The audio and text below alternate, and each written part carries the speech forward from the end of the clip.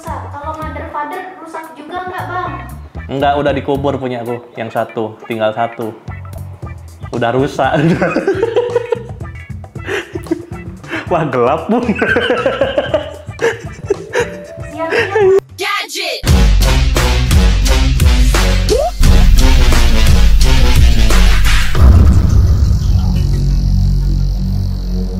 Halo, ketemu lagi dengan Bang Palevi atau Mas Palevi atau terserah kalian mau manggilnya apa. Pokoknya ketemu lagi dengan yang besar, bulat, dan bercahaya. Video kali ini kita bakalan bahas tips dan trik untuk kalian yang para pemain baru di dunia perkomputeran. Kalau kalian mau build baru yang budgetnya pas-pasan, apa yang harus kalian lakukan? Ya, salah satunya adalah beli barang second atau barang bekas. Nah, gimana sih caranya kalian bisa pilih barang bekas yang masih bagus, jadi bukan yang bekas asal ada, yang habis kalian beli terus rusak?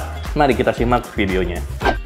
Oke, di video kali ini kita bakal bahas tentang motherboard. Jadi, ini intinya komputer, intinya inti, ahlinya ahli. Lontong harus dingin, gitu. Kalau kalian mau bangun komputer, kalian pasti harus beli motherboard. Nah, motherboard ini yang seperti apa sih yang harus kalian beli? Pastikan dulu kalian build-nya mau pakai apa, CPU-nya apa, soketnya yang mana, jangan sampai salah. Ini yang dipegang saat ini ada motherboard dari MSI, soketnya LGA 1151.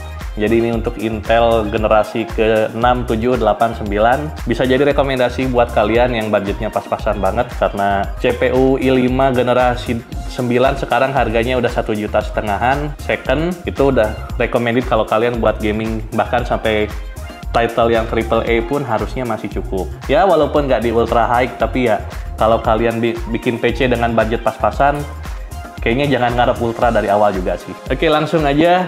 Apa yang harus kalian lihat dari motherboard yang bekas yang mau kalian beli? Pertama, kalian pastikan dulu fisiknya aman, ada bekas terbakar atau korosi.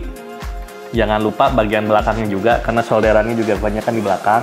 Kalau misalnya ada tanda hangus atau misalnya ada karat-karat, mending kalian cari yang lain.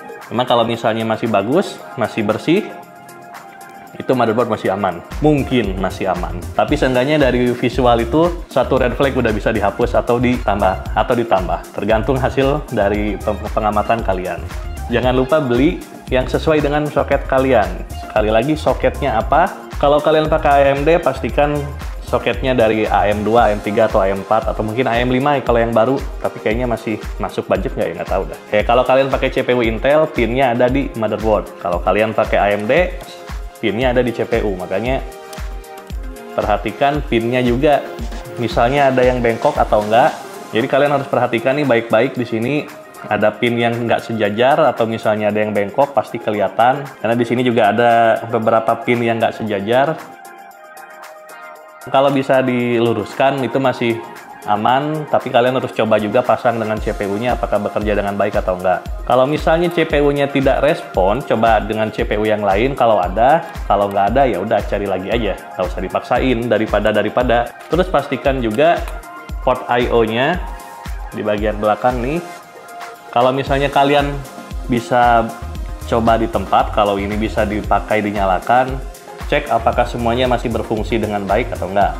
Terus lihat juga kalau misalnya kalian beli motherboard, pastikan I/O-nya apakah sesuai dengan kebutuhan kalian atau enggak. Karena ada motherboard yang I/O-nya sedikit banget, jadi kayak USB-nya ini colokannya sedikit. Ini juga masih ada colokan VGA-nya, jadi ya untuk kalian yang berjiwa atau berdompet jadul bisa jadi ini kalian butuh. Kalau buat yang tim HDMI atau DisplayPort ini udah lewat. Ini udah bukan zamannya, bro. Oke, dari slot RAM, pastikan juga kalian sesuai dengan kebutuhan kalian. Jadi motherboard ini termasuk budget motherboard, jadi bukan yang mahal juga. Slot RAM-nya cuma 2. Nah, pastikan slot RAM-nya berfungsi dengan baik, karena salah satu kerusakan umum di motherboard adalah slot RAM-nya tidak bekerja dengan baik. Cara ngetesnya gimana ya? Coba nyalain.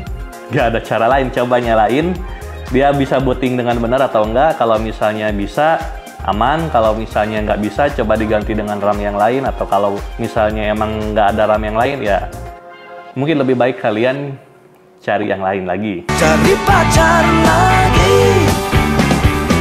Jadi saran aja kalau misalnya kalian mau COD-an motherboard bekas, mending bawa RAM yang kalian tahu itu fungsinya bener, yang masih jalan, yang masih berfungsi dengan baik. karena RAM nggak punya kaki. Terus pasang yang bener, entah itu mau kalian bawa satu atau mau isi dua-duanya, cuma baiknya kalian isi dua-duanya dan nyalakan. Kalau misalnya aman, boleh, kalau nggak, skip lur. Tips selanjutnya, pastikan kalau slot penyimpanannya sesuai dengan kebutuhan. Motherboard basic biasanya cuma punya 4 slot SATA. Ini buat kalian kalau mau pakai SSD atau hard disk. Tapi ya tentunya yang pakai peripheral SATA, bukan yang pakai M2. Kalau M2 biasanya dia ada slot sendiri. Atau misalnya kalian kebelet pengen pakai M2 NVMe misalnya, bisa kalian ada adaptor untuk slot PCIe gini. Tapi ya kalian harus mikirin masangnya di sebelah mana dan harganya berapa juga. Soalnya rada susah juga cari adaptor yang berkualitas. Apalagi yang misalnya ada kabelnya, jadi bisa kalian disimpan di tempat lain. Karena di bawah PCIe 16 ini kan slot GPU. Kalau keisi GPU ini 2 slot ini bakal ketutup. Apalagi kalau misalnya kalian pakai GPU yang jumbo-jumbo kayak sekarang nih, ini bakalan ketutup. Ini nggak bisa kalian pasang menonjol begitu aja. Biasanya kalau pakai adaptor dia akan posisinya menyamping gini. Tapi ya gimana masangnya juga, nanti malah GPU kalian ngeganjel. Jadi otomatis kalian harus beli yang ada kabelnya, bisa dipasang di bawah. Oke, selanjutnya yang harus dicek fungsi dari cover soket. Ini salah satu yang paling gampang dicek. Pastikan ini bisa ditutup dengan rapat, soalnya kalau nggak nanti CPU kalian kemana-mana. Apalagi kalau kalian sering pindah-pindahin posisi komputer, atau misalnya pakai cooler yang besar atau berat gitu, sering terlewatkan, tapi harus diperhatikan ini. Selanjutnya, pastikan spesifikasi dari slot RAM dan PCIe. Banyak banget nih pilihan RAM sekarang, jadi pastikan clock speednya disupport oleh si motherboard. Motherboard ini spesifikasinya dia ngedukung kecepatan sampai 3200 MHz. Jadi kalau kalian misalnya, DDR4 bukan DDR5. Kalau kalian punya RAM misalnya DDR4 3500 MHz, ini nggak akan support. Paling dia akan jatuh ke 3200. Jadi sayang kalau kayak gitu kalian nggak bisa memanfaatkan dengan maksimal. Apalagi kalau lagi dalam budget yang terbatas, pastikan ini sesuai dengan part yang kalian punya atau yang kalian butuhkan. Tips yang ya terakhir deh kayaknya, biar nggak panjang-panjang. Tips terakhir, pastikan garansinya masih berlaku atau enggak. Beberapa manufaktur motherboard mereka garansinya ada yang 3 tahun, ada yang 5 tahun, ada yang 10 tahun. Pastikan nama yang punya sebelumnya. Kalau misalnya emang garansinya masih ada, masih panjang, mintalah bukti pembelian atau dusnya juga, atau minimal faktur pembeliannya deh. Kalau misalnya ownernya belinya online, pasti ada fakturnya, harusnya masih disimpan. Tinggal dicari aja di platform tempat dia beli, cari di historinya, jangan banyak alasan. Karena kalau sewaktu-waktu ada masalah, motherboardnya masih garansi, minimal kalian butuh fakturnya itu. Jadi kalau misalnya ada, kejar. Kalau misalnya udah gak ada garansi, it's okay. Selama barangnya masih berfungsi dengan baik, karena motherboard sebenarnya jarang rusak. Ya semoga aja. Motherboard jarang rusak. Kalau motherfather rusak juga nggak bang? Enggak, udah dikubur punya aku. Yang satu, tinggal satu. Udah rusak. Satu tips lagi untuk kalian, pastikan kalian lihat di forum seperti Reddit, atau misalnya di forum seperti Kaskus, atau mungkin di Facebook malah. Kalian harus lihat trennya untuk saat ini ke arah mana, dari brand apa yang memberikan value terbaik dengan harga tersebut. Karena kadang di harga yang sama ada beberapa produk yang lebih baik, tapi bisa kalian beli di harga yang sama. Lihat juga build-nya apa yang bisa kalian dapetin dengan budget kalian saat ini, dan sesuaikan dengan kebutuhan kalian. Kalau misalnya kalian cuma butuh gaming, biasanya CPU yang lebih tua, yang lebih banyak di pasaran dan pastinya lebih murah juga, harusnya udah cukup untuk kebutuhan gaming. Kalau misalnya kalian untuk editing, rendering kayak gitu, mungkin butuh sesuatu yang lebih baru. Jadi pastikan aja kebutuhan kalian apa. Cuman sekelebat info sebagai panduan yang umum, kalau kalian butuh untuk gaming, carilah CPU yang clock speednya besar. Jadi misalnya 4,5 GHz ke atas. Karena untuk gaming biasanya dibutuhkan performa dari satu core CPU aja, bukan multi-core. Kalau kalian editing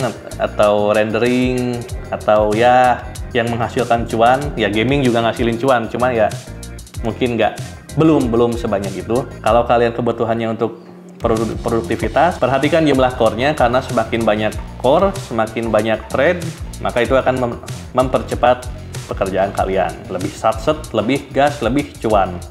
Mungkin.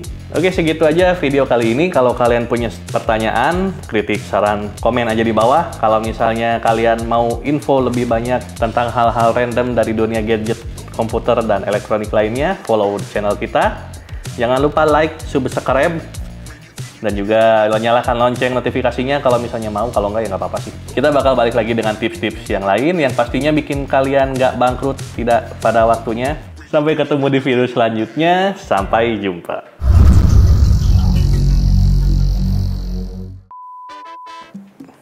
Cut. Karena untuk gaming, udah. Berapa menit? Ini udah 11. 11 ini ada di sini. Lumayan. Delok sih. Apalagi ya, tadi sampai mana ya? Lupa anjir. PSI. Hah? PSI? Partai. Partai anjir. Partai Solidaritas Indonesia. Itu yang sangat bawah. PCIe. Nggak apa-apa. Bodoh.